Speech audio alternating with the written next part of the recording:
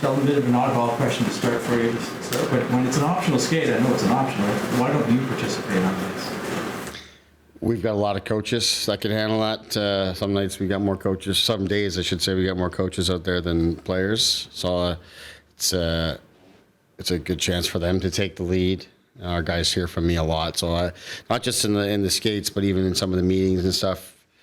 You know, you're looking for different voices to take the lead. So it's a good opportunity for that. Is that good for the players? Is that you're thinking, like just different voices, not always you all the time? Yeah, I think it is. It's a long season, and we have a lot. Like, I address the team a lot and talk to the players a lot individually, and we've got great staff. So it's a chance to empower them and get them to do different things. So it's all part of that, really. It's really it. And then I think also for myself, when we say a skate is optional, it's very much optional. It's take what you need. You've got some guys that feel very strongly that they like to get out on the ice, they like to touch the puck, and they want to be out there, which is why you make it an option versus saying nobody goes.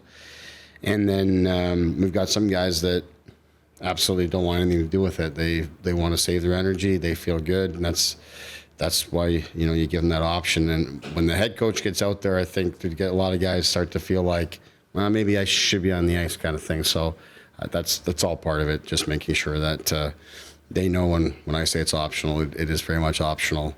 While the morning skates are optional, the games are not. So let's do what you can to be prepared for that.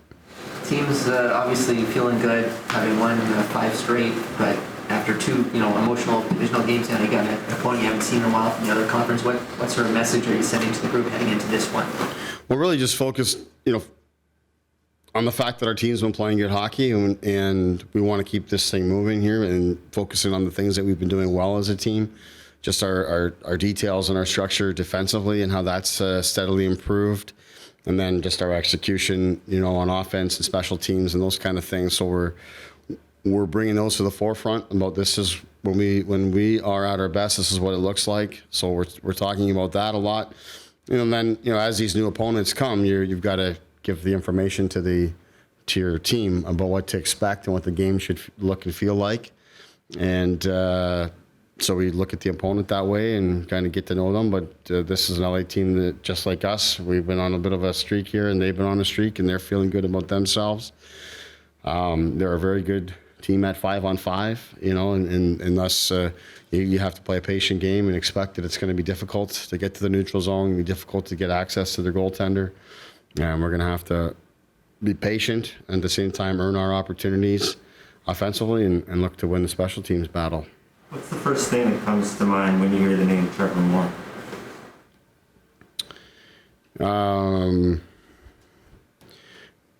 Great person, first of all, just in terms of his attitude, his approach. He comes every day. He's a guy that just wants to work and wants to do what's asked or expected of him.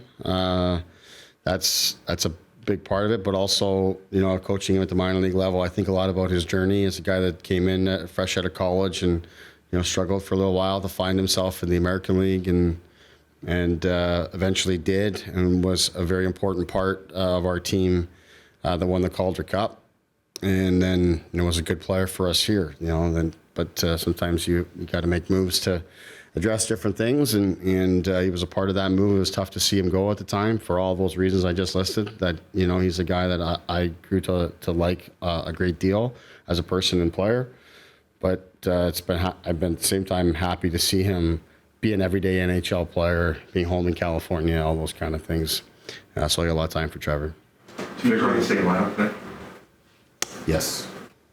Didn't know so much last year. From your perspective, what makes him a tough guy for top offensive players to go up against? Good instincts, good stick, knows who he is and what his job is out on the ice, and doesn't deviate from that very much. That's a big part of it. I think that's the defensive players that focus on those things. They can make it difficult on you, and you're going to see a lot of them on defensive face-offs and things like that. And naturally, when you've got a player like that, he's going to see a lot of the other team's best offensive players because they're trying to, get them out in offensive zone face-off situations.